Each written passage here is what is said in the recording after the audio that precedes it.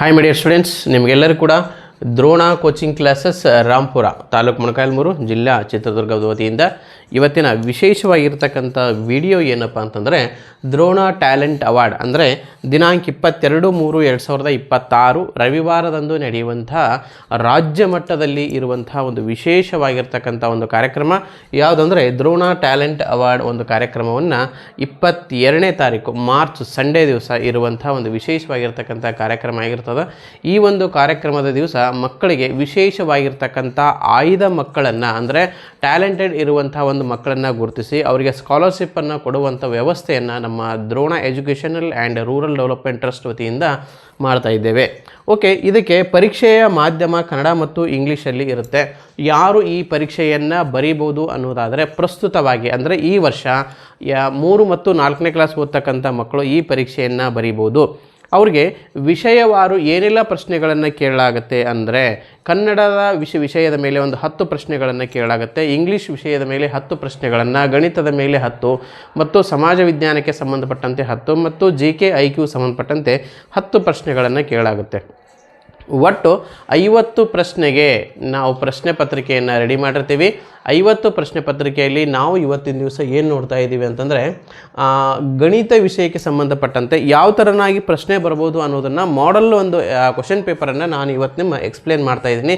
ಇದೇ ಥರ ಪ್ರಶ್ನೆಗಳು ಬರ್ತವೆ. ಆದ್ದರಿಂದ ಯಾರೆಲ್ಲ ಪರೀಕ್ಷೆಗೆ ನಿಮ್ಮ ಮಕ್ಕಳನ್ನು ಕರ್ಕೊಂಡು ಬರ್ತಾ ಇದ್ರಲ್ಲ ಅವರು ಸ್ವಲ್ಪ ನಿಮ್ಮ ಮಕ್ಕಳನ್ನು ಸಿದ್ಧತೆಗೊಳಿಸಿದರೆ ನೀವು ಎಕ್ಸಾಮಲ್ಲಿ ಅತಿ ಹೆಚ್ಚು ಸ್ಕೋರನ್ನು ಪಡೀಲಿಕ್ಕೆ ಅನುಕೂಲ ಆಗುತ್ತೆ. ಯಾಕಂದರೆ 48+ ತೊಗೊಂಡಂತಹ 20ಕ್ಕೂ ಅಧಿಕ ಮಕ್ಕಳಿಗೆ ನಾವು ಉಚಿತ ಶಿಕ್ಷಣವನ್ನು ಕೊಡ್ತಾ ಇದ್ದೇವೆ. ನೀವೇನು ₹1 ಪೇ ಮಾಡೋದಿರಂಗಿಲ್ಲ, 100% ಫ್ರೀ ಇರುತ್ತೆ. ಆದ್ದರಿಂದ ಮತ್ತು ಕ್ಯಾಶ್ ಪ್ರೈಸ್ ಕೂಡ ಇರುತ್ತೆ. ಆದ್ದರಿಂದ ಮಕ್ಕಳನ್ನು ಪ್ರಿಪೇರ್ ಮಾಡಲಿಕ್ಕೆ ಈ ವಿಡಿಯೋ ನಿಮಗೆ ತುಂಬ ಅನುಕೂಲ ಆಗುತ್ತೆ. ಕಂಪ್ಲೀಟ್ ವಿಡಿಯೋನ ನೋಡಿರಿ. ಹೆಚ್ಚಿನ ಒಂದು ಮಾಹಿತಿಗಾಗಿ ನಮ್ಮ Drona coaching classes Rampur YouTube ಚಾನಲನ್ನು ಸಬ್ಸ್ಕ್ರೈಬ್ ಮಾಡ್ಕೋರಿ ಅಂತ ಹೇಳ್ತಾ ಇವತ್ತಿನ ಒಂದು ಪ್ರಶ್ನೆಗಳನ್ನು ನೋಡೋಣ. ಏನಿದೆ ಪ್ರಶ್ನೆಗಳನ್ನು ನೋಡೋಕ್ಕಿಂತ ಮುಂಚೆ ಸ್ವಲ್ಪ ಟ್ಯಾಲೆಂಟ್ ಅವಾರ್ಡ್ ಬಗ್ಗೆ ನಿಮಗೆ ಸಂಪೂರ್ಣವಾದ ಮಾಹಿತಿಯನ್ನು ಈ ವಿಡಿಯೋದಲ್ಲಿ ಕೂಡ ನಿಮಗೆ ಕೊಡ್ತೀನಿ. ದ್ರೋಣ ಟ್ಯಾಲೆಂಟ್ ಅವಾರ್ಡ್ ಒಟ್ಟು ಬಹುಮಾನಗಳ ಮೊತ್ತ ಎಷ್ಟಿರುತ್ತೆ ಅಂದರೆ 25 ಲಕ್ಷ ರೂಪಾಯಿ ಬಹುಮಾನಗಳ ಮೊತ್ತ ಆಗಿರ್ತೈತೆ.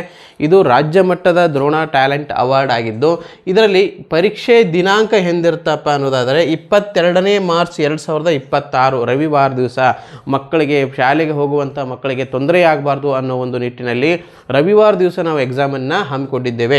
ಯಾವ ದಿನಾಂಕ 22/3/2026 ರವಿವಾರ ಬೆಳಗ್ಗೆ 11 ಗಂಟೆಗೆ ನಮ್ಮ ಪರೀಕ್ಷೆ ಸ್ಟಾರ್ಟ್ ಆಗುತ್ತೆ. ಆದ್ದರಿಂದ ಸಾಧ್ಯವಾದಷ್ಟು ಮಕ್ಕಳು ಒಂದು ಅರ್ಧ ಗಂಟೆ ಅಥವಾ 1 ಗಂಟೆ ಮುಂಚಿತವಾಗಿ ಬಂದರೆ ತುಂಬ ಅನುಕೂಲ ಆಗುತ್ತೆ.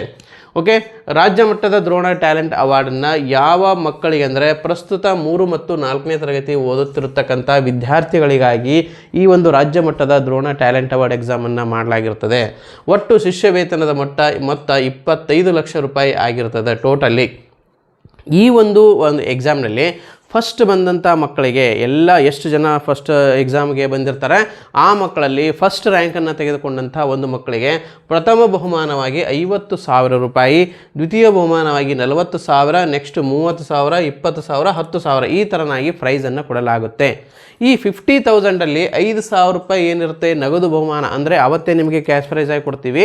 ಉಳಿದ 45,000 ರೂಪಾಯಿಗಳನ್ನು ಶಿಷ್ಯ ವೇತನ ಅಂತೇಳಿ ನೀವು ಇನ್ನು ಮುಂದೆ ದ್ರೋಣದಲ್ಲಿ ಕೋಚಿಂಗನ್ನು ಪಡಿಬೇಕಾದ್ರೆ ಆ ಫೀಸಲ್ಲಿ ನಾವು ಏನು ಮಾಡ್ತೀವಿ ಶಿಷ್ಯ ವೇತನ ಅಂತ ನಿಮ್ಗೆ ಕೊಡ್ತೀವಿ.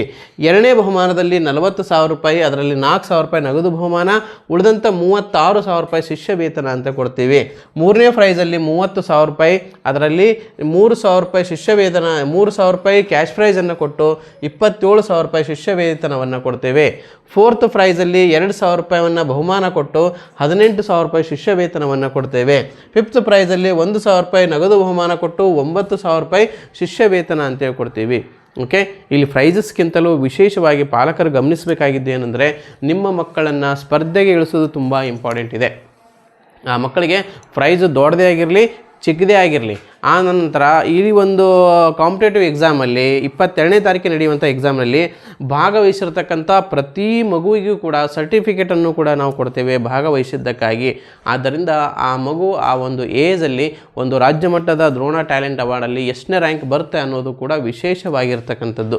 ಆದ್ದರಿಂದ ತಪ್ಪದೇ ನೀವೇನು ಮಾಡಬೇಕು ಅಂತಂದರೆ ನಿಮ್ಮ ಮಕ್ಕಳ ಹೆಸರನ್ನು ನೋಂದಾಯಿಸಬೇಕು. ಹೆಸರನ್ನು ನೋಂದಾಯಿಸ್ಬೇಕಾದ್ರೆ ಏನು ಮಾಡ್ಕೋಬೇಕು ಅಂತಂದರೆ, ನೀವಿಲ್ಲಿ ಹೆಸರನ್ನು ನೋಂದಾಯಿಸಬೇಕಾಗಿತ್ತು ಅಂತಂದರೆ ಒಂದು ನಂಬರನ್ನು ನಾನು ನಿಮಗೆ ತೋರಿಸ್ತಾ ಇದ್ದೀನಿ. ಲಾಸ್ಟ್ ನಂಬರ್ ಇದೆ ನೋಡಿರಿ, 9741312170 9741312170. ಈ ನಂಬರ್ಗೆ ಜಸ್ಟ್ ವ್ಯಾಟ್ಸಪ್ಪಲ್ಲಿ ಒಂದು ಹಾಯ್ ಅಂತ ನೀವು ಮೆಸೇಜನ್ನು ಹಾಕಬೇಕು. ವ್ಯಾಟ್ಸಪ್ಪಲ್ಲಿ ಹಾಯ್ ಅಂತ ಮೆಸೇಜನ್ನು ಹಾಕಿದರೆ ನಿಮಗೊಂದು ಲಿಂಕ್ ಬರುತ್ತೆ, ಆಟೋಮೆಟಿಕ್ ಒಂದು ಲಿಂಕ್ ಬರುತ್ತೆ. ಆ ಲಿಂಕ್ ಮೇಲೆ ಪ್ರೆಸ್ ಮಾಡಿದರೆ ನಿಮಗೊಂದು ಫಾರ್ಮೇಟ್ ಬರುತ್ತೆ. ಅಲ್ಲಿ ಮಗುವಿನ ಹೆಸರು, ತಂದೆ ಹೆಸರು, ನಿಮ್ಮ ಊರು, ನಿಮ್ಮ ಕ್ಲಾಸು, ಫೋನ್ ನಂಬರು, ಎಷ್ಟನೇ ಕ್ಲಾಸ್ ಮಗು ಓದ್ತಾ ಇದೆ, ಯಾವ ಶಾಲೆಯಲ್ಲಿ ಓದ್ತಾ ಇದೆ ಅಂತಕ್ಕಂಥ ಒಂದು 4-5 ಮಾಹಿತಿಯನ್ನು ಕೇಳುತ್ತೆ. ಆ 4-5 ಮಾಹಿತಿಗಳನ್ನು ಹಾಕಿ ಲಾಸ್ಟ್ ಸಬ್ಮಿಟ್ ಅನ್ನೋ ಬಟನ್ ಮೇಲೆ ನೀವು ಕ್ಲಿಕ್ ಮಾಡಿದರೆ ನೀವು ರಿಜಿಸ್ಟ್ರೇಷನ್ ಆದಂಗೆ ಎಕ್ಸಾಮ್ ದಿವಸ ಬಂದು ನೀವು ನೇರವಾಗಿ ಎಕ್ಸಾಮನ್ನು ಬರೀಬೋದು. ಪರೀಕ್ಷಾ ಶುಲ್ಕ ಎಷ್ಟಿರುತ್ತೆ ಅಂದರೆ ಓನ್ಲಿ 100 ರೂಪೀಸ್ ಇರುತ್ತೆ. 100 ರೂಪಾಯಿ ಶುಲ್ಕನ ಯಾವಾಗ ಕಟ್ಟಬೇಕು? ಪರೀಕ್ಷೆಗೆ ಬಂದಾಗ, ಪರೀಕ್ಷಾ ದಿನ ನೀವು ಪರೀಕ್ಷಾ ಫೀಸನ್ನು ಕಟ್ಟಬಹುದು. ಇದಿಷ್ಟು ಏನಾಗಿರುತ್ತೆ ಅಂದರೆ ದ್ರೋಣ ಟ್ಯಾಲೆಂಟ್ ಅವಾರ್ಡ್ ಬಗ್ಗೆ ಇರತಕ್ಕಂಥ ಒಂದು ಮಾಹಿತಿ. ಅದಲ್ಲದೆ 48ಕ್ಕಿಂತ ಅಧಿಕ ಸ್ಕೋರನ್ನು ತೆಗೆದುಕೊಂಡಂಥ ಮಕ್ಕಳಿಗೆ ಅಂದರೆ 49, 50 ತೊಗೊಂಡಂಥವ್ರಿಗೆ ಸಂಪೂರ್ಣ ಉಚಿತ ಶಿಕ್ಷಣ. ಎಷ್ಟು ಜನ ಆದ್ರೆ ಬರಲಿ ಸರ್, ಒಂದು 20 ಜನ ಬಂದರೆ 20 ಜನಕ್ಕೂ ಕೊಡ್ತೀರಾ? ಹೌದು, 20 ಅಲ್ಲ 30 ಜನ ಬಂದರೂ ಸಹಿತವಾಗಿ ಅವರಿಗೆ ಸಂಪೂರ್ಣ ಉಚಿತ ಶಿಕ್ಷಣವನ್ನು ಕೊಡ್ತೇವೆ. 45+ ಬಂದರೆ 50 ಅಂಕಕ್ಕೆ 45+ ಬಂದರೆ ಅವರು ಎಜುಕೇಷನ್ ಫೀಸ್ ಕಟ್ಟೋ ಹಾಗಿಲ್ಲ. ಓನ್ಲಿ ಏನು ಕಟ್ಟಬೋದು? ಊಟ ವಸತಿ ವೆಚ್ಚ ಮಾತ್ರ ಅವರು ಭರಿಸಬೇಕಾಗಿರ್ತದೆ. 42+ ಬಂದರೆ ಶಿಕ್ಷಣ ಶುಲ್ಕದಲ್ಲಿ ಅಂದರೆ ಎಜುಕೇಷನ್ ಫೀಸಲ್ಲಿ ಮಾತ್ರ ಅವರಿಗೆ 50% ರಿಯಾಯಿತಿ ಇರುತ್ತೆ. ಆಮೇಲೆ ಊಟ ವಸತಿ ವೆಚ್ಚವನ್ನು ಅವರು ಭರಿಸಬೇಕಾಗಿರ್ತದೆ. ಮತ್ತು 40+ ಬಂದರೆ ಶಿಕ್ಷಣ ಶುಲ್ಕದಲ್ಲಿ 30% ರಿಯಾಯಿತಿಯನ್ನು ಕೊಡ್ತೀವಿ. 50ಕ್ಕೆ 40 ಬಂದರೂ ಸಹಿತ ನಿಮ್ಗೆ 30% ರಿಯಾಯಿತಿ ಸಿಗುತ್ತೆ. ಇದೇನಪ್ಪ ಅಂದರೆ ವಾರ್ಷಿಕ ಅಡ್ಮಿಷನನ್ನು ತೆಗೆದುಕೊಳ್ಳುವಂಥ ಮಕ್ಕಳಿಗೆ ಅಪ್ಲೈ ಆಗುವಂಥದ್ದು. ಓಕೆ, ಇದಿಷ್ಟು ನಿಮಗೆ ದ್ರೋಣ ಟ್ಯಾಲೆಂಟ್ ಅವಾರ್ಡ್ ಬಗ್ಗೆ ಇರತಕ್ಕಂಥ ಮಾಹಿತಿ ಆಯಿತು. ಹೆಚ್ಚಿನ ಮಾಹಿತಿಗಾಗಿ ನೀವೇನು ಮಾಡ್ಬೋದು ಅಂದರೆ ನಮ್ಮ ನಂಬರ್ಗಳಿಗೆ ಕಾಂಟ್ಯಾಕ್ಟನ್ನು ಮಾಡ್ಬೋದು. ನಮ್ಮ ನಂಬರ್ ಏನಿದೆ ಅಂತ ನೋಡಿದರೆ 9998697217 9538157686 9741312170 ಈ ನಂಬರ್ಗಳಿಗೆ ನೀವು ಕರೆಯನ್ನು ಮಾಡಬಹುದು. ಓಕೆ, ಈಗ ಗಣಿತದ ಸಮಸ್ಯೆಗಳನ್ನು ನೋಡೋಣ. ಯಾವ ಥರ ಸಮಸ್ಯೆಗಳು ಬರಬಹುದು ಅಂತ ಅನ್ನೋದನ್ನು ಒಂದೊಂದಾಗಿ ನೋಡ್ತಾ ಹೋಗೋಣ. ಏನೇನು ಸಮಸ್ಯೆಗಳನ್ನು ಕೇಳಬಹುದು ಅಂತೇಳಿ. ಇದು ಒಂದು ಅಂದಾಜು ಆಗಿರ್ತದೆ, ಇವೇ ಲೆಕ್ಕಗಳು ಬರೋದಿಲ್ಲ. ಈ ಥರ ಒಂದು ಪ್ರಾಬ್ಲಮ್ಗಳನ್ನು ಕೊಡ್ತೀವಿ, ಈ ಟಾಪಿಕ್ ಮೇಲೆ ಕೊಡ್ತೀವಿ ಅನ್ನುವ ಹಿಂಟನ್ನು ನಾನು ನಿಮಗೆ ಕೊಡ್ತಾ ಇದ್ದೇನೆ. ಓಕೆ, ನೋಡೋಣ. ಫಸ್ಟ್ ಪ್ರಶ್ನೆ, ಸಂಖ್ಯೆಯೊಂದರ 100ರ ಸ್ಥಾನದಲ್ಲಿ 0 ಹೊಂದಿದ್ದರೆ 0ಯ ಸ್ಥಾನ ಬೆಲೆಯು ಏನಾಗಿರ್ತದೆ ಅಂತ ಪ್ರಶ್ನೆಯನ್ನು ಕೇಳ್ತಾರೆ. ಇನ್ ಕೇಸ್ ಸಂಖ್ಯೆ ಏನಾದರೂ ಯಾವ ಸ್ಥಾನದಲ್ಲಿ 100ರ ಸ್ಥಾನದಲ್ಲಿ 0 ಇತ್ತು ಅಂತಂದರೆ, ಓಕೆ, 100 ಸ್ಥಾನದಲ್ಲಿ 0 ಇದ್ದರೆ ಆ 0ಯ ಸ್ಥಾನ ಬೆಲೆ ಏನಾಗಿರ್ತದೆ ಅಂತೇಳಿ ಸ್ಥಾನ ಬೆಲೆ ಅಂತ ಕೇಳಿದ್ದಾರೆ. ನೋಡ್ರಿ, 0 ಯಾವುದೇ ಒಂದು ಸ್ಥಾನದಲ್ಲಿ ಇದ್ದರೂ ಸಹಿತವಾಗಿ ಎಕ್ಸಾಂಪಲ್ ಕೆಲವೊಂದಿಷ್ಟನ್ನು ನಾನಿಲ್ಲೇ ತೋರಿಸ್ತೇನೆ. 3 0 6 7 2 ಅಥವಾ 0 3 6 7 2 ಅಥವಾ 3 0 0 7 2 3 1 2 0 2 0 3 6 5 4 ಈ ಥರ ಎಲ್ಲ ಕಡೆ ನಾನೇನು ಕೊಟ್ಟಿದ್ದೀನಿ ಅಂದರೆ ಒಂದೊಂದು ಪ್ಲೇಸಿಗೆ 0 ಬರೋ ಥರ ನಾನಿಲ್ಲಿ ನೋಡ್ಕೊಂಡಿದ್ದೀನಿ. ಓಕೆ ಅಲ್ಲ? 0 ಎಲ್ಲಿ ಬಂದರೂ ಸಹಿತವಾಗಿ ಅದು ಬಿಡಿ ಸ್ಥಾನದಲ್ಲಿ ಬರಲಿ, 10 ಸ್ಥಾನಕ್ಕೆ ಬರಲಿ, ಅಥವಾ 100 ಸ್ಥಾನಕ್ಕೆ ಬರಲಿ, ಅಥವಾ 1000 ಸ್ಥಾನಕ್ಕೆ ಬರಲಿ, ಅಥವಾ 10,000 ಸ್ಥಾನಕ್ಕೆ ಬರಲಿ, ಯಾವುದೇ ಸ್ಥಾನದಲ್ಲಿ ಆದರೂ ಬರಲಿ, 0ಯ ಒಂದು ಸ್ಥಾನ ಬೆಲೆ ಯಾವಾಗಲೂ 0ನೇ ಆಗಿರ್ತದೆ ಅಲ್ವಾ? 0ಯ ಸ್ಥಾನ ಬೆಲೆ ಯಾವಾಗಲೂ 0ನೇ ಆಗಿರ್ತದೆ. ಸ್ಥಾನದ ಹೆಸರು ಬೇರೆ ಆಗಬಹುದು ಅಷ್ಟೇ, ಸ್ಥಾನದ ಹೆಸರು ಬೇರೆ ಆಗ್ಬೋದು, ಆದರೆ ಅದರ ಒಂದು ಸ್ಥಾನ ಬೆಲೆಯಲ್ಲಿ ಯಾವುದೇ ವ್ಯತ್ಯಾಸ ಆಗೋದಿಲ್ಲ. ಹಾಗಾದರೆ ನೀವೊಂದು ಯೂನಿವರ್ಸಲ್ ಟ್ರೂತ್ ಅಂತ ನಾವು ಇದನ್ನ ಕರಿತೀವಿ ಅಲ್ವಾ? ಸಾರ್ವತ್ರಿಕವಾಗಿದ್ದು ಏನು? 0 ಯಾವುದೇ ಸ್ಥಾನದಲ್ಲಿ ಕುಂತರೂ ಅದರ ಸ್ಥಾನ ಬೆಲೆ ಏನಾಗಿರ್ತದೆ? 0ಯೇ ಆಗಿರುತ್ತದೆ, ಯಾವುದೇ ಬದಲಾವಣೆ ಆಗೋದಿಲ್ಲ. ಆದ್ದರಿಂದ ಆಪ್ಷನ್ಸ್ಗಳಲ್ಲಿ ಕೊಟ್ಟಿದ್ದಾರೆ, ಅದು 100 ಆಗುತ್ತೆ, 1000 ಆಗುತ್ತಾ, 0 ಆಗುತ್ತೆ, ಲಕ್ಷ ಆಗುತ್ತಂತೆ. ಹಾಗಾದರೆ ನಮ್ಮ ಸರಿಯಾದ ಉತ್ತರ ಯಾವುದಾಗಿರ್ತದೆ? 0 ಯಾವುದೇ ಸ್ಥಾನದಲ್ಲಿ ಕುಂತರೂ ಅದರ ಸ್ಥಾನ ಬೆಲೆ 0, ಸೊ 0ನೇ ಆಗಿರುತ್ತದೆ. ಪ್ರಶ್ನೆ ನಂಬರ್ 2. 500ರಿಂದ 600ರವರೆಗಿನ ಒಟ್ಟು ಸಂಖ್ಯೆಗಳು ಎಷ್ಟದವು ಅಂತ ಕೇಳ್ತಾರೆ. ನೋಡಿರಿ, ನಾವೇನು ತಿಳ್ಕೊತೀವಪ್ಪ ಅಂತಂದ್ರೆ 500ಲಿಂದ 600 ಕಾಮನ್ ಆಗಿ ಎಲ್ಲ ಮಕ್ಕಳು ಮಾಡುವ ಒಂದು ತಪ್ಪು ಏನಾಗಿರುತ್ತೆ ಅನ್ನೋದನ್ನು ನೋಡ್ಕೊಡ್ರಿ. 500ಲಿಂದ 600 ಅಂದ್ರೆ ಒಂದು 100 ನಂಬರ್ ಅಕ್ಕಾವಂತ ನಾವು ತಿಳ್ಕೊತೀವಿ. ಆ್ಯಕ್ಚುಲಿ 500ರಿಂದ 600ರವರೆಗೆ ಇರುವಂಥ ನಂಬರ್ 100 ನಂಬರ್ಗಳಲ್ಲ. ಈಗ ನಾವು 1ರಿಂದ 10ರವರೆಗೆ ನಂಬರ್ಗಳು ಎಷ್ಟು ಅಂದ್ರೆ ನಾವು ಈಸಿಯಾಗಿ ಎಣಿಸಿ ಹೇಳಿಬಿಡ್ಬೋದು. 1 2 3 4 5 6 7 8 9 10. 1ರಿಂದ ಅಂದರೆ 10 ನಂಬರ್ ಅದಾವ್ರೆ ಅಂತ ಹೇಳ್ಬೋದು. ಬಟ್ ಇಲ್ಲಿ ಏನು ಕೇಳಿದ್ದಾರೆ, 500 to 600 ಅಲ್ಲಿವರೆಗೂ ಇರುವಂತಹ ನಂಬರ್ಗಳು ಸಂಖ್ಯೆ ಎಷ್ಟು ಅಂತ ಕೇಳಿದ್ದಾರೆ. ಹಾಗಾದರೆ ನಾವಿಲ್ಲಿ ಗಮನಿಸಬೇಕಾಗಿರ್ತಕ್ಕಂಥ ಒಂದು ವಿಚಾರ ಏನಪ್ಪ ಅಂತಂದರೆ, ಫ್ರಾಮ್ ಅಂದರೆ ಎಲ್ಲಿಂದ ಪ್ರಾರಂಭ ಆಗಿದೆ ಅನ್ನೋದನ್ನು ನೋಡ್ಕೊಂಡ್ರೆ 500ರಿಂದ ಅಂತನ್ನೋ ವರ್ಡನ್ನು ನಾವಿಲ್ಲಿ ಗಮನಿಸಬೇಕು. 500ರಿಂದ 600ರವರೆಗಿನ ಅಂದರೆ ಇಲ್ಲಿ ಆರಂಭದಿಂದ ಅಂತ್ಯದವರೆಗಿನ ಎರಡೂ ಅಕ್ಷರಗಳನ್ನು, ಎರಡೂ ಒಂದು ಸಂಖ್ಯೆಗಳನ್ನು ನಾವಿಲ್ಲಿ ಗಣನೆಗೆ ತೆಗೆದುಕೊಳ್ಬೇಕಾಗತ್ತೆ. ಹಾಗಾದರೆ ಏನು ಮಾಡೋದು? ಈ ಎಕ್ಸಾಂಪಲ್ ನೀವು ತಿಳ್ಕೊರಿ. ಸದ್ದು 2ರಿಂದ ಸಣ್ಣದೊಂದು ಲೆಕ್ಕ ತೋರಿಸ್ತೀನಿ ನಿಮಗೆ. 2ರಿಂದ 5ರವರೆಗೆ, 2ರಿಂದ 5ರವರೆಗೆ ಎಷ್ಟು ಸಂಖ್ಯೆಗಳಿವೆ, ಎಷ್ಟು ಸಂಖ್ಯೆಗಳಿವೆ ಅಂತ ಅನ್ನೋದು ಪ್ರಶ್ನೆ ಬರ್ತಂತ ಅನ್ಕೋರಿ. ಎಷ್ಟು ಸಂಖ್ಯೆಗಳಿವೆ ಏನು ಮಾಡ್ತೀವಿ ನಾವಿಲ್ಲಿ ಕಾಮನ್ನಾಗಿ ನೋಡ್ರಿ. 5ರಲ್ಲಿ 2 ಮೈನಸ್ ಮಾಡ್ತೀವಿ. 5ರಲ್ಲಿ 2 ಮೈನಸ್ ಮಾಡಿದ್ರೆ ಏನು ಸಿಕ್ತು? ನನಗೆ 3 ಸಿಕ್ತು. ಹಾಗಾದ್ರೆ 5ರಿಂದ 2ರವರೆಗೆ 3 ಸಂಖ್ಯೆಗಳು ಅದಾವಂತ ನಾವು ಹಾಕಿಬಿಡ್ತೀವಿ. ಭಾಳ ತಪ್ಪಿದು. ಯಾಕಂತ ನೋಡ್ರಿ, 5ರಿಂದ ಕೌಂಟ್ 2ರಿಂದ ಕೌಂಟ್ ಮಾಡಿರಿ. 2 3 4 5. ಹಾಗಾದ್ರೆ ಎಷ್ಟಾಯಿತು ನಂಬರ್ಗಳು? 4 ನಂಬರ್ಗಳು ಸಿಕ್ಕು. ಬಟ್ ನಮ್ಮ ಆನ್ಸರ್ ಸಿಕ್ಕಿದ್ದೇನಾಗಾರೆ 3 ಅಂತ ಸಿಕ್ತು. ಹಾಗಾದರೆ ನಾವು ದೊಡ್ಡ ಸಂಖ್ಯೆಯಲ್ಲಿ ಸಣ್ಣ ಸಂಖ್ಯೆಯನ್ನು ಕಳೆದ್ರೆ ನಮಗೆ ಸರಿಯಾದ ಉತ್ತರ ಸಿಗೋದಿಲ್ಲ. ಹಾಗಾದ್ರೆ ನಾವು ಏನು ಮಾಡಬೇಕು? ಬಂದ ಉತ್ತರಕ್ಕೆ +1 ಮಾಡಿಕೊಂಡ್ರೆ ಉತ್ತರ ನಮಗೆ ಸರಿಯಾಗಿ ಸಿಗುತ್ತೆ ಅಲ್ವಾ? ಯಾಕಂದರೆ ರಿಂದವರೆಗೆ ಆರಂಭಿಕ ಮತ್ತು ಅಂತ್ಯದ ಎರಡೂ ಸಂಖ್ಯೆಗಳು ಕೌಂಟ್ ಇದ್ದಾಗ ನಾವು ಬಂದ ಉತ್ತರಕ್ಕೆ ದೊಡ್ಡ ಸಂಖ್ಯೆಯಲ್ಲಿ ಸಣ್ಣ ಸಂಖ್ಯೆಯನ್ನು ಕಳೆದು ಬಂದಂಥ ಉತ್ತರದಲ್ಲಿ ಒಂದನ್ನು ಕೂಡಿಸ್ಬೇಕಾಗತ್ತೆ ಅಲ್ವಾ? ಆದ್ದರಿಂದ ಸರಿಯಾದಂಥ ಉತ್ತರ ಇದಕ್ಕೆ ಯಾವುದು ಬರುತ್ತೆ ಅಂತ ನೋಡೋದಾಗಿತ್ತು ಅಂತಂದರೆ ನಾವು ದೊಡ್ಡ ಸಂಖ್ಯೆಯಲ್ಲಿ ಸಣ್ಣ ಸಂಖ್ಯೆಯನ್ನು ಕಳೆದು ಬಂದ ಉತ್ತರದಲ್ಲಿ ಒಂದನ್ನು ಸೇರಿಸಬೇಕು. ಹಾಗಾದರೆ ದೊಡ್ಡ ಸಂಖ್ಯೆ ಯಾವುದಿದೆ? 600 ಇದೆ. 600ರಲ್ಲಿ ನಾನು ಏನು ಮಾಡ್ತೀನಿ? ಈಗ 500ನ್ನು ಮೈನಸ್ ಮಾಡ್ತೀನಿ. ಉತ್ತರ ಎಷ್ಟು ಬಂತು? ಒಂದು 100 ಬಂತು. ಬಂದ ಉತ್ತರಕ್ಕೆ ಒಂದನ್ನು ನಾನು ಮೈನಸ್ ಮಾಡ್ತೀನಿ, ಪ್ಲಸ್ ಮಾಡ್ತೀನಿ. ಉತ್ತರ ಏನು ಬಂತು? 101 ಅಲ್ವಾ? ಆದ್ದರಿಂದ 500ರಿಂದ 600ರವರೆಗಿನ ಒಟ್ಟು ಸಂಖ್ಯೆಗಳು ಎಷ್ಟು ಅಂತ ನಾವು ನೋಡೋದಾಗಿತ್ತು ಅಂತಂದರೆ, ಓಕೆ, ಸಂಖ್ಯೆ ಎಷ್ಟಾಗುತ್ತೆ? 101. ಇಲ್ಲಿ ನಂಬರ್ ತಪ್ಪಾಗಿದೆ. ಇದನ್ನು ಏನು ಮಾಡ್ಕೋರಿ ನೀವು? ಸ್ವಲ್ಪ ಚೇಂಜಸ್ ಮಾಡ್ಕೋರಿ. ಓಕೆ, ಈ ನಂಬರನ್ನು 500 to 600 ಅಂತೇಳಿ ಮಾಡ್ಕೊಡ್ರಿ. ಇಂಗ್ಲೀಷ್ ವರ್ಷನಲ್ಲಿ ಇದು ತಪ್ಪಾಗಿದೆ. ಓಕೆ ಅಲ್ವಾ?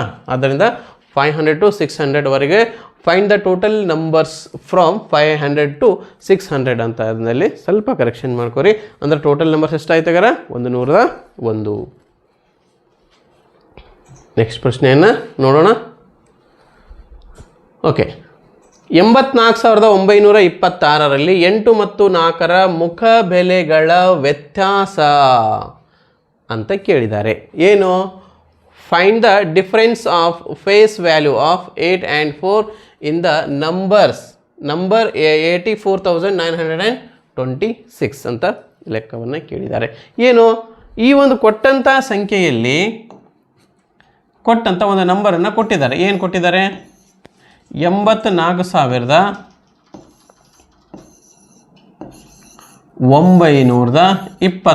84,926. ಇದರಲ್ಲಿ 8 ಮತ್ತು 4ರ ಮುಖ ಬೆಲೆಗಳ ಇದನ್ನು ಬಹಳ ನಾವು ಗಮನಿಸಬೇಕು. ನಾವೇನೋ ಅವಸರ ಮಾಡಿ ಮುಖ ಬೆಲೆಗಳನ್ನು ಕೇಳ್ಯಾನೋ ಅಥವಾ ಫೇಸ್ ವ್ಯಾಲ್ಯೂ ಅಂತ ನಾವಿಲ್ಲಿ ಕರಿತೀವಿ, ಅಥವಾ ಪ್ಲೇಸ್ ವ್ಯಾಲ್ಯೂ ಅಲ್ವಾ, ಸ್ಥಾನ ಬೆಲೆ ಅಂತ ಕೂಡ ನಾವು ಅದಕ್ಕೆ ಕರಿತೀವಿ. ಹಾಗಾದ್ರೆ ಸ್ಥಾನ ಬೆಲೆ ಕೇಳೇನೋ ಮುಖ ಬೆಲೆ ಕೇಳೇನೋ ಇದನ್ನು ಸ್ವಲ್ಪ ಫೈಂಡ್ ಔಟ್ ಅಲ್ಲಿ ತಗೊಳ್ಳಿ. ಮುಖ ಬೆಲೆ ಏನಾಗುತ್ತೆ? 8ರ ಮುಖ ಬೆಲೆ ಏನಾಗುತ್ತೆ? 8 ಆಗುತ್ತೆ. ಓಕೆ, 4ರ ಮುಖ ಬೆಲೆ ಏನಾಗುತ್ತೆ? 4 ಆಗುತ್ತೆ. ಇವೆರಡರ ವ್ಯತ್ಯಾಸ ಕೇಳೋಣ. 8ರಲ್ಲಿ 4 ಹೋದರೆ 4 ಆಯಿತು. ಮೊತ್ತ ಕೇಳಿದರೆ ಮೊತ್ತ ಮಾಡ್ತೀರಿ, ವ್ಯತ್ಯಾಸ ಕೇಳಿದರೆ ವ್ಯತ್ಯಾಸ ಮಾಡ್ತೀರಿ. ಭಾಳ ಈಸಿಯಾಗಿರ್ತಕ್ಕಂಥ ಪ್ರಶ್ನೆ. ಯಾವುದೇ ಸಂಖ್ಯೆಯ ಮುಖ ಬೆಲೆ ಅದೇ ಸಂಖ್ಯೆ ಆಗಿರ್ತದೆ. 5ನ್ನು ನಾನು 1ನೇ ಕ್ಲಾಸ್ನಾಗ ಇದ್ದಾಗೂ 5 ಅಂತಲೇ ಕರಿತಿದ್ದೆ. ಈಗ 10ನೇ ಕ್ಲಾಸ್ನಾಗ ಬಂದಾಗ 5 ಅಂತಲೇ ಕರಿತೀನಿ. ನಾ ಟೀಚರ್ ಆದಮೇಲೆ ಏನು ಕರಿತೀನಿ, 5 ಅಂತಲೇ ಕರಿತೀನಿ. ಅಥವಾ ನನಗೆ ಏಜ್ ಆಗ್ತಿದ್ದಂಗೆ 5ರ ಒಂದು ಮುಖಕ್ಕಿರ್ತಕ್ಕಂಥ ಬೆಲೆ ಚೇಂಜ್ ಆಗ್ಲಿಕ್ಕೆ ಸಾಧ್ಯತೆ ಇಲ್ಲ ಅಲ್ವಾ. 5ನ್ನು ಅಥವಾ 8ನ್ನು ನಮ್ಮೂರಾಗ ಬಂದರೂ 8 ಅಂತಾರೆ, ನಿಮ್ಮೂರಾಗ ಬಂದ್ರೂ 8 ಅಂತಾರೆ, ಬೇರೆ ದೇಶಕ್ಕೆ ಹೋದ್ರೆ ಅದಕ್ಕೆ 8 ಅಂತಲೇ ಕರೆಯೋದು ಅಲ್ವಾ. ಆದ್ದರಿಂದ ಮುಖಬೆಲೆ ಯಾವುದೇ ಕಾರಣಕ್ಕೂ ಬದಲಾವಣೆ ಆಗೋದಿಲ್ಲ. ಅದು ಯಾವ ಪ್ಲೇಸ್ನಾಗಾರ ಹೋಯ್ಕೊಂಡ್ರೆ, ಅದು ಬಿಡಿ ಸ್ಥಾನಕ್ಕಾರ ಕುಂದಿರಲಿ, 10 ಸ್ಥಾನ ಕೊಡಲಿ ಅಥವಾ 100 ಸ್ಥಾನ ಕುಂದಿರಲಿ, ಎಲ್ಲಿ ಹೋಗಿ ಅದು ಕುಂತ್ರೂ ಅದರ ಒಂದು ಮುಖಬೆಲೆ ಬೇರೆ ಆಗೋದಿಲ್ಲ. ಓಕೆ ಅಲ್ವಾ. ಆದ್ದರಿಂದ ನಿಮ್ಗೆ ಇದ್ರ ಬಗ್ಗೆ ಪರ್ಫೆಕ್ಟಾಗಿ ಗೊತ್ತಾಯ್ತು ಅನಿಸುತ್ತೆ. 8ರ ಮುಖಬೆಲೆ 8 ಆಗಿರ್ತದೆ, 4ರ ಮುಖಬೆಲೆ 4 ಆಗಿರ್ತದೆ. ಅವುಗಳ ವ್ಯತ್ಯಾಸ ಕೇಳ್ಯಾರ 4. ಆದ್ದರಿಂದ ಆಪ್ಷನ್ ಎ ಸರಿಯಾದಂಥ ಒಂದು ಉತ್ತರ. ಪ್ರಶ್ನೆ ಸಂಖ್ಯೆ 4ಕ್ಕೆ ಹೋಗೋಕ್ಕಿಂತ ಮುಂಚೆ ಸಮ್ಮರ್ ವೆಕೇಷನನ್ನು ನಾವು ದ್ರೋಣ ಒಂದು ಕೋಚಿಂಗ್ ಕ್ಲಾಸಸ್ ವತಿಯಿಂದ ರೆಸಿಡೆನ್ಷಿಯಲ್ ಮತ್ತು ನಾನ್ ರೆಸಿಡೆನ್ಷಿಯಲ್ ಮತ್ತು ಆನ್ಲೈನ್ 3 ರೀತಿಯಿಂದ ಸಹಿತವಾಗಿ 3 ಪ್ಲಾಟ್ಫಾರ್ಮಲ್ಲಿ ನಾವು ಒಂದು ಸಮ್ಮರ್ ವೆಕೇಷನ್ಗಳನ್ನು ಮಾಡ್ತಾ ಇದ್ದೇವೆ. ಯಾವ್ಯಾವ ಕ್ಲಾಸ್ ಮಕ್ಕಳಿಗೆ 4, 5, 6, 7, 8, 9 ಮತ್ತು SSLC ಮಕ್ಕಳಿಗೆ ರೆಸಿಡೆನ್ಸಿಯಲ್ ಆಗಿ ಇರುವಂತಹ ವಿಶೇಷವಾಗಿರ್ತಕ್ಕಂಥ ಸಮ್ಮರ್ ವೆಕೇಷನನ್ನು ನಾವು ಇಲ್ಲಿ ಮಾಡ್ತಾ ಇದ್ದೇವೆ. ಎಲ್ಲಿಯಪ್ಪ ಅಂತಂದರೆ ದ್ರೋಣ ಕೋಚಿಂಗ್ ಕ್ಲಾಸಸ್ ರಾಂಪುರದಲ್ಲಿ ಸಮ್ಮರ್ ವೆಕೇಷನ್ಗಳನ್ನು ಮಾಡ್ತಾ ಇದ್ದೇವೆ. ಅದಕ್ಕೆ ಬೇಕಾಗಿರ್ತಕ್ಕಂಥ ಒಂದು ವಿಶೇಷವಾಗಿರ್ತಕ್ಕಂಥ ಮಾಹಿತಿ ಬೇಕಾಗಿತ್ತಂದರೆ ನೀವು ಕೆಳಗೆ ಕಾಣಿಸ್ತಕ್ಕಂಥ 3 ನಂಬರ್ಗಳಿಗೆ ನೀವು ಕಾಂಟ್ಯಾಕ್ಟನ್ನು ಮಾಡ್ಬೋದು. ಓಕೆ, ಮಾಧ್ಯಮ ಕನ್ನಡ ಮತ್ತು ಇಂಗ್ಲೀಷ್ ಎರಡೂ ಇರುತ್ತೆ. ಏನು ಹೇಳ್ತೀವಿ ಸಮ್ಮರಲ್ಲಿ ಅಂತ ಅನ್ನೋದಾದರೆ 4 ಮತ್ತು 5ನೇ ಕ್ಲಾಸ್ ಇರ್ತಕ್ಕಂಥ ಮಕ್ಕಳಿಗೆ ಫೌಂಡೇಶನ್ ಕ್ಲಾಸಸ್ ಇರುತ್ತೆ. ನವೋದಯ, ಸೈನಿಕ, RMS, ಕಿತ್ತೂರು, ಮುರಾರ್ಜಿ, ಆದರ್ಶ ಅಳಿಕೆ ಪರೀಕ್ಷೆಗಳ ತರಬೇತಿಯನ್ನು ಈ 4 ಮತ್ತು 5ನೇ ಕ್ಲಾಸ್ ಬರುವಂತಹ ಮಕ್ಕಳಿಗೆ ಹೇಳಲಾಗುತ್ತೆ. 8, 9, 10ನೇ ಕ್ಲಾಸ್ ಮಕ್ಕಳಿಗೆ ಮ್ಯಾಥ್ಸ್, ಇಂಗ್ಲೀಷ್, ಸೈನ್ಸ್ ಮತ್ತು ಸ್ಪೋಕನ್ ಕ್ಲಾಸಸ್ಗಳನ್ನು ಹೇಳಲಾಗುತ್ತೆ. 6 ಮತ್ತು 7ನೇ ಕ್ಲಾಸ್ ಮಕ್ಕಳಿಗೆ maths, English, spoken, GK foundation ಕ್ಲಾಸ್ಗಳನ್ನು ಹೇಳಲಾಗುತ್ತೆ. ಇದು ರೆಸಿಡೆನ್ಷಿಯಲ್ ಮತ್ತು ನಾನ್ ರೆಸಿಡೆನ್ಷಿಯಲ್ ಎರಡೂ ಥರನಾಗಿರ್ತಕ್ಕಂಥ ಕ್ಲಾಸಸ್ಗಳನ್ನು ತೆಗೆದುಕೊಳ್ಳಲಾಗುತ್ತೆ. ಆಸಕ್ತರು ನಿಮ್ಮ ಮಕ್ಕಳು 6 ಆಗಿರಲಿ 7 ಆಗಿರಲಿ ಅವ್ರಿಗೆ ಫೌಂಡೇಶನ್ ಅವಶ್ಯಕತೆ ಐತೆ ಅಂತನ್ನುವಂಥವ್ರು ಕೇವಲ 2 ತಿಂಗಳ ಕಾಲ ನಮ್ಮಲ್ಲಿ ಬಿಟ್ಟು ನೋಡ್ರಿ, ಬದಲಾವಣೆ ಗಣನೀಯವಾಗಿ ನೀವು ಕಾಣ್ತೀರಿ. ಈ ನಿಮ್ಮ ಮಕ್ಕಳು ಸ್ವಲ್ಪ ಶಾಲೆಯಲ್ಲಿ ವೀಕ್ ಇದ್ದಾರೆ ಅಂದ್ರೆ ಸಹಿತವಾಗಿ ಆ ಮಕ್ಕಳು 6ನೇ ಕ್ಲಾಸ್ ಆಗಿರಲಿ 7ನೇ ಕ್ಲಾಸ್ ಆಗಿರಲಿ 8ನೇ ಕ್ಲಾಸ್ ಆಗಿರಲಿ ಅವ್ರನ್ನ ನಮ್ಮ ಹತ್ರ ಬಂದರೆ 2 ಮಂತಲ್ಲಿ ಅವರಿಗೆ ಫೌಂಡೇಶನನ್ನು ಪರ್ಫೆಕ್ಟ್ ಮಾಡಿಕೊಡ್ತೀವಿ. ಯಾಕೆ ಮಕ್ಕಳಿಗೆ ಶಿಕ್ಷಣ ಹೊರೆಯಾಗುತ್ತೆ ಅಂತ ಅನ್ನೋದಾಗಿತ್ತು ಅಂತಂದರೆ ಅವರಿಗೆ ಫೌಂಡೇಶನ್ ಗ್ರಿಪ್ ಇರೋದಿಲ್ಲ. ಆ ಮಕ್ಕಳಿಗೆ ಸ್ಪಷ್ಟವಾಗಿ ಓದಲಿಕ್ಕೆ ಬರೀಲಿಕ್ಕೆ ಬರ್ತಾ ಇರಲ್ಲ, ಗಣಿತದ ಮೂಲಭೂತ ಕ್ರಿಯೆಗಳನ್ನು ಮಾಡೋದಕ್ಕೆ ಬರ್ತಾ ಇರಲ್ಲ. ಅಂಥ ಮಕ್ಕಳು ಏನಾಗುತ್ತಂದರೆ ಕಲಿಕೆಯಲ್ಲಿ ನಿರಾಸಕ್ತಿಯನ್ನು ತೋರ್ತಾರೆ. ಅವ್ರನ್ನ 2 ಮಂತ್ ವೆಕೇಷನ್ಗೆ ಅಂತ ನಮ್ಮಲ್ಲಿ ಬಿಟ್ಟರೆ ನಾವು ಅವರಿಗೆ ವಿಶೇಷವಾಗಿರ್ತಕ್ಕಂಥ ಫೌಂಡೇಶನ್ ಕ್ಲಾಸ್ಗಳನ್ನು ಹಾಕಿ ಮತ್ತೆ ಆಯಾ ಶಾಲೆಗಳಿಗೆ ಕಳಿಸಲಾಗುವುದು. ಓಕೆ, ನೆಕ್ಸ್ಟ್ ಪ್ರಶ್ನೆ ಸಂಖ್ಯೆ 4ನೇದು ನೋಡಮ್ಮ.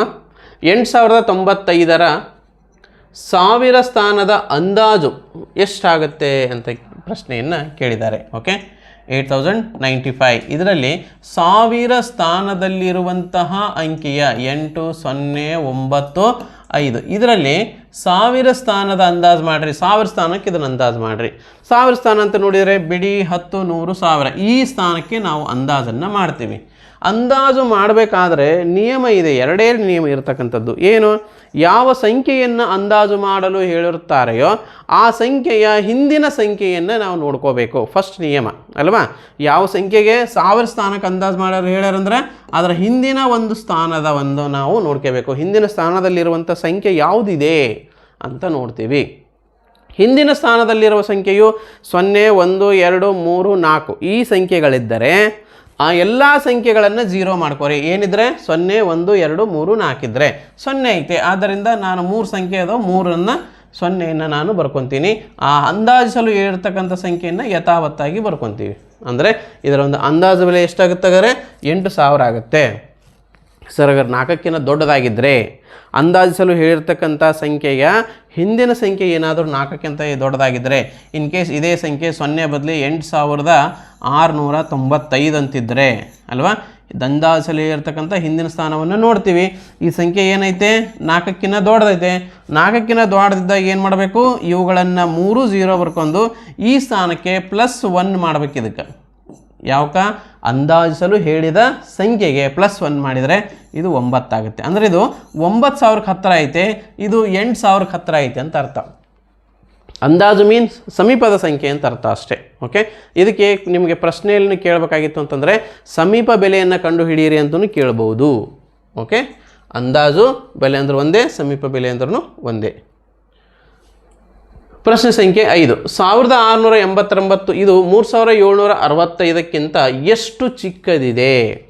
ವ್ಯತ್ಯಾಸ ಕಂಡಿಡ್ರಿ ಅಂತ ಕೇಳಿದ್ದಾರೆ ಅಷ್ಟೇ ಅಲ್ವಾ. ಅದಕ್ಕೇನಾಗಿದೆ, ಎಷ್ಟು ಚಿಕ್ಕದಿದೆ ಅಂತಂದ್ರೆ ಏನೋ ಕಳೆ ಲೆಕ್ಕ ಹೇಳ್ಯಾರ. ಏನು 3765ರಲ್ಲಿ 1689 ನಾವಿಲ್ಲೇ ಮೈನಸ್ ಮಾಡಬೇಕಾಗಿರ್ತೈತೆ. ಓಕೆ, 15ರಲ್ಲಿ 9 ನೀವು ಮೈನಸ್ ಮಾಡ್ತೀರಿ, ಒಂದು ಕ್ಯಾರಿ ತೊಗೊಂಡಿರ್ತೀರಿ. 15ರಲ್ಲಿ 9 ಹೋದರೆ 6 ಅಂತ ಬಂತು, ಒಂದು ಕ್ಯಾರಿ ಇಲ್ಲಿ ಕೊಡ್ತೀರಿ. 16ರಲ್ಲಿ 9 ಹೋಗುತ್ತೆ, ಸೊ 7. ನೆಕ್ಸ್ಟ್ ಒಂದು ಕ್ಯಾರಿ ಕೊಡ್ತೀರಿ, 0. 3ರಲ್ಲಿ 1 ಹೋದರೆ 2. 2076 ಸರಿಯಾದಂಥ ಒಂದು ಉತ್ತರ. ಓಕೆ ಅಲ್ವಾ. ನೋಡಿರಿ, ಇದಂತೂ ಬರೋಕ್ಕೆ ಸಾಧ್ಯನೇ ಇಲ್ಲ. ಯಾವುದೇ ಕಾರಣಕ್ಕೂ 3000ದಲ್ಲಿ 1600 ಕಳೆದ್ರೆ 20,000 ಬರೋಕ್ಕೆ ಸಾಧ್ಯತೆ ಇದೆಯಾ? ಇಲ್ಲ. ಇನ್ನೊಂದು ಬಿಡಿ ಸ್ಥಾನವನ್ನು ಕಳೆದಾಗಲೇ ಗೊತ್ತಾಯ್ತು ನಿಮ್ಗೆ. 6 ಬಂತು. 6 ಬಂದಾಗ ಇವೆರಡು ಕ್ಯಾನ್ಸಲ್ ಆಗಿ ಹೋದು, ಉಳಿದಿದ್ದು ಒಂದೇ ಸಿ ಅಲ್ವಾ. ಆದ್ದರಿಂದ ಸರಿಯಾದ ಉತ್ತರ 2076. ಬಹಳ ಸರಳ ಇರತಕ್ಕಂಥ ಪ್ರಶ್ನೆ. ಪ್ರಶ್ನೆ ಸಂಖ್ಯೆ 6, 15 kg 600 ಗ್ರಾಮನ್ನು ಗ್ರಾಮ್ಗಳಾಗಿ ಪರಿವರ್ತಿಸಿರಿ ಅಂತ ಕೇಳಿದ್ದಾರೆ. ನೋಡಿರಿ, 15 kg 1 kgಗೆ ಎಷ್ಟು ಗ್ರಾಮ್ಗಳು ಅಂತ ನಾವು ನೋಡೋದಾಗಿತ್ತಂತಂದರೆ ಸಾಮಾನ್ಯವಾಗಿರ್ತಕ್ಕಂಥ ಮಾಹಿತಿ ನಮಗೆ ಗೊತ್ತಿರಬೇಕು. ಏನು ಗೊತ್ತಿರಬೇಕು ಅಂತಂದರೆ 1 kg ಅಂದರೆ ಎಷ್ಟು ಗ್ರಾಮ್ ಅನ್ನೋದು ಗೊತ್ತಿರಬೇಕು.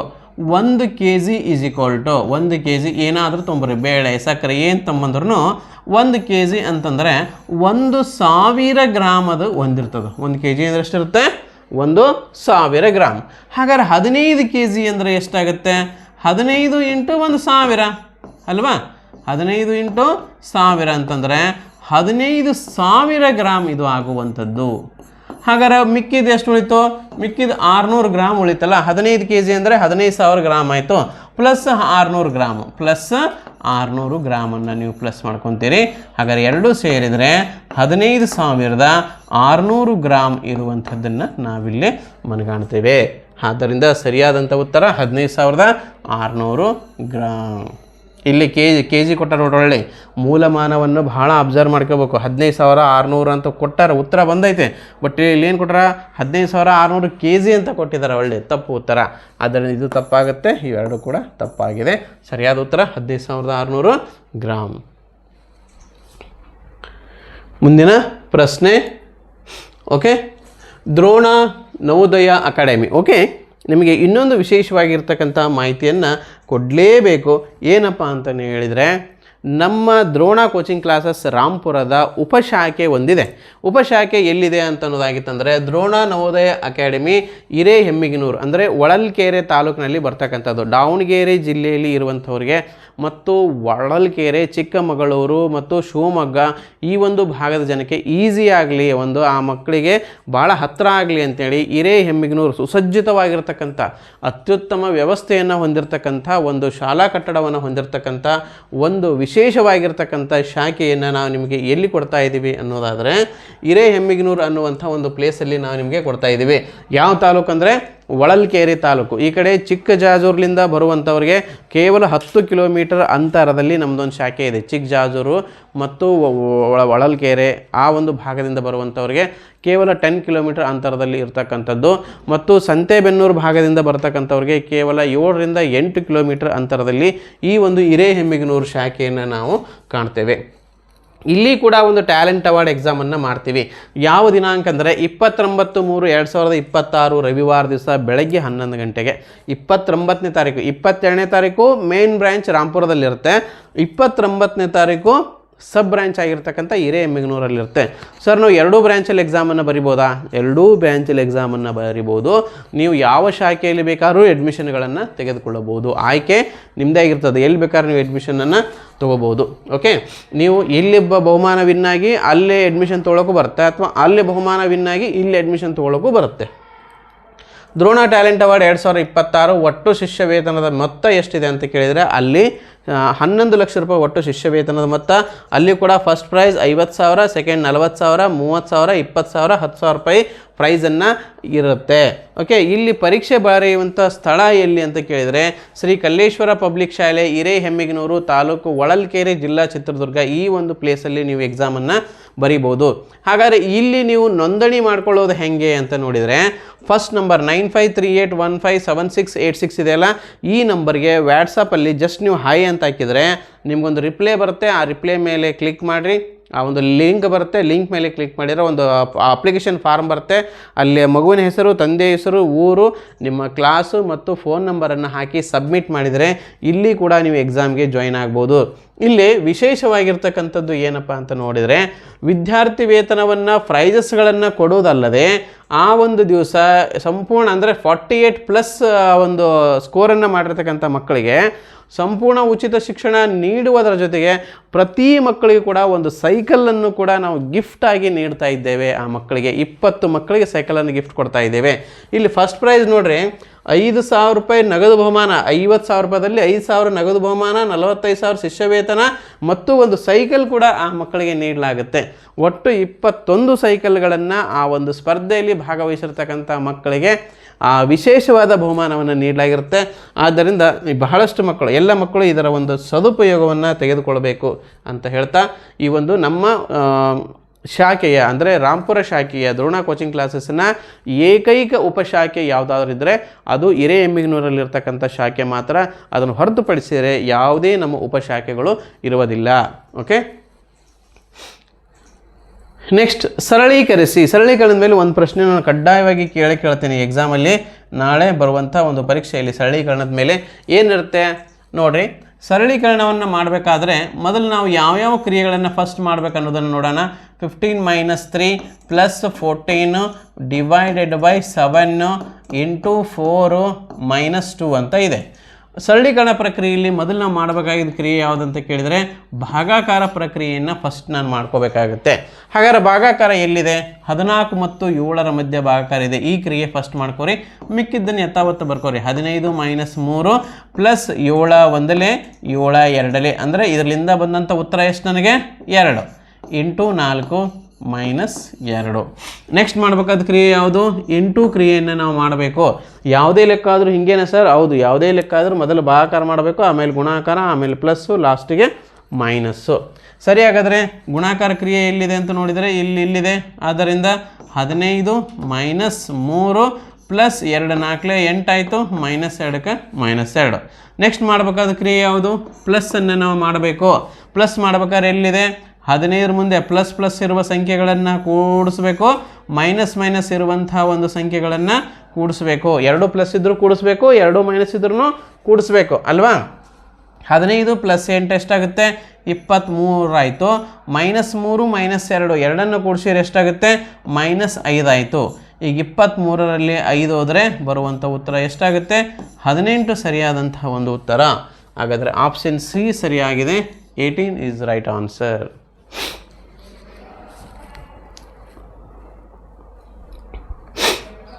ಇದರ ಬೆಲೆ ಕಂಡು ಹಿಡಿಯಿರಿ. Find the value of 1/5 + 2/5. ಛೇದಗಳು ಸಮನಾಗಿದ್ದಾಗ, ಭಿನ್ನ ರಾಶಿಯಲ್ಲಿ ಛೇದಗಳು ಸಮನಾಗಿದ್ದಾಗ ಕೂಡಿಸೋದು ಬಹಳ ಸರಳ. ಹೆಂಗಪ್ಪ ಸರಳ ಅಂತಂದರೆ 1/5 + 2/5. ಛೇದಗಳು ಎರಡೂ ಸಮವಿದ್ವು ಅಂದರೆ ಅಂಶಗಳನ್ನು ಮಾತ್ರ ಕೂಡಿಸಿದರೆ ಸಾಕು. ನೀವು ಅಂಶಗಳು ಏನೈತೆ? 2 + 1 3, 2 1 3. ಛೇದ ಎಷ್ಟಿರುತ್ತೆ ಅಷ್ಟೇ ಬರೀಬೇಕು. ಆನ್ಸರ್ ಎಷ್ಟಾಗುತ್ತೆ? 3/5. 3/5 ಸರಿಯಾದಂಥ ಒಂದು ಉತ್ತರ. ಮುಂದಿನ ಲೆಕ್ಕವನ್ನು ನೋಡೋಣ. 9ನೇ ಲೆಕ್ಕ, ಕೂಡಿಸಿರಿ ಅಂತ ಕೇಳಿದ್ದಾರೆ. ಭಾಳ ಸರಳಾಗಿರ್ತಕ್ಕಂಥ ಲೆಕ್ಕ. 5 kg 900 ಗ್ರಾಮು ಮತ್ತು 2 kg 60 ಗ್ರಾಮು ಇವೆರಡನ್ನು ಕೂಡಿಸ್ರಿ ಅಂತ ಹೇಳಿದ್ದಾರೆ. ಎರಡನ್ನು ಕೂಡಿಸ್ಬೇಕಾಗಿತ್ತು ಅಂತಂದರೆ 5 kg 900 ಗ್ರಾಮು, 2 kg 600 ಗ್ರಾಮ್ ಎಲ್ಲವನ್ನು ಕೂಡಿಸಿ ಹೆಂಗೆ ಕೊಟ್ಟಿದ್ದಾರೆ ಅಂದರೆ ಗ್ರಾಮ್ಗಳಲ್ಲಿ ಕೊಟ್ಟಿದ್ದಾರೆ. ಆಲ್ರೆಡಿ ಇಂಥದ್ದೊಂದು ಲೆಕ್ಕ ನಿಮಗೆ ಬಂದಿತ್ತು. ಏನು ಮಾಡ್ಕೋಬೇಕು, ಕೆ ಜಿ ಇರೋದನ್ನು ನಾನು ಗ್ರಾಮಿಗೆ ಕನ್ವರ್ಟ್ ಮಾಡ್ಕೋಬೇಕಾಗತ್ತೆ ಅಲ್ವಾ. ಕೆ ಜಿ ಇರೋದನ್ನು ಗ್ರಾಮಿಗೆ ಕನ್ವರ್ಟ್ ಮಾಡಿಕೊಂಡ್ರೆ ನಮಗೆ ಲೆಕ್ಕ ಈಸಿ ಆಗುತ್ತೆ. 5 kg, 1 kg ಅಂದರೆ 1000 ಗ್ರಾಮ್, 5 kg ಅಂದರೆ ಏನಾಯಿತು 5000 ಗ್ರಾಮ್ ಆಯಿತು ಅಲ್ವಾ. 5 kg 900 ಗ್ರಾಮ್ ಅಂದ್ರೆ 5000 ಗ್ರಾಮು ಪ್ಲಸ್ 900 ಗ್ರಾಮ್ ಎಷ್ಟಾಯಿತು 5900 ಗ್ರಾಮ್ ಆಯ್ತು. ಇದು 5900 ಗ್ರಾಮ್ ಆಯಿತು. 2 kg 60 ಗ್ರಾಮ್, 2 kg ಅಂದರೆ 2000 ಗ್ರಾಮು, ಮುಂದೊಂದು 60, 2060 ಗ್ರಾಮ್ ಅಲ್ವಾ. 2060 ಗ್ರಾಮ್ ಎಲ್ಲವನ್ನ ನಾನು ಏನು ಮಾಡ್ಕೊಂಡಿದ್ದೀನಿ, ಜಸ್ಟ್ ಗ್ರಾಮಿಗೆ ಕನ್ವರ್ಟ್ ಮಾಡ್ಕೊಂಡಿದ್ದೀನಿ. ಈಗ ಎರಡನ್ನು ಕೂಡಿಸ್ತಿದ್ದೀವಿ, 0 6 9 5 2 7, 7960 ಗ್ರಾಮ್ ಆಗುವಂಥದ್ದು. 7960 ಗ್ರಾಮ್. ಆಪ್ಷನ್ ಡಿ ಸರಿಯಾದಂತಹ ಒಂದು ಉತ್ತರ.